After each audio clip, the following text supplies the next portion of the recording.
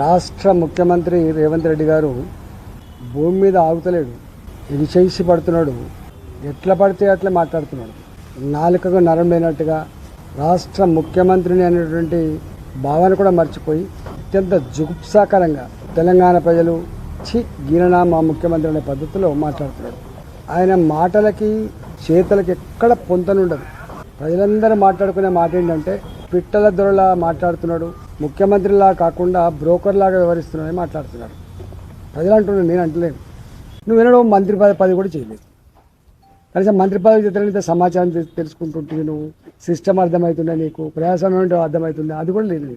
నీళ్ళ మీద దెబ్బలు కొట్టినట్టే ఎప్పటికప్పుడు చేపలకి జారిపోకుండా అబద్ధాల పునాదుల మీద ప్రజలు అనుకునేటువంటి బ్రోకర్ మాటల మీద నువ్వు బతికినవు తప్ప నువ్వెప్పుడు ఒక కాన్స్టెంట్గా ఉండేటువంటి పొలిటికల్ లీడర్ కాదు.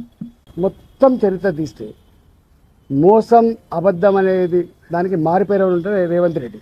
నీకు తెలుసా అసలు కేంద్రానికి ఏం బాధ్యతలు ఉంటాయి, రాష్ట్ర ప్రభుత్వాలకు ఏ బాధ్యతలు ఉంటాయి, కేంద్రం ఏ నిధులు ఇస్తుంది, రాష్ట్రం ఏం చేయాలి నీకు తెలుసా? నీకు ఎన్ని రకాల నిధులు వస్తాయో ఇప్పుడు నీకన్నా ముఖ్యమంత్రి అయిన తర్వాత పట్టి నీకు చెప్తుండొచ్చు. కానీ ఇవన్నీ మేము చూసిన వాళ్ళం బాబు. నీకు ఆ జ్ఞానమే లేకపోయా నీకు. అసలు ఈ దేశంలో చట్టం ఉంటుంది, సిస్టమ్ ఉంటుంది. నీకు చట్టం లేదు, నీకు సిస్టమ్ లేదు, నువ్వు అరాచక శక్తివి. నీకని తెలుస్తుంది. నువ్వు బై డిఫాల్ట్ నువ్వు ముఖ్యమంత్రి అయినవు, బై డిఫాల్ట్ ముఖ్యమంత్రి అయినవు. నువ్వు నీకేం తెలుస్తుంది చెప్పు?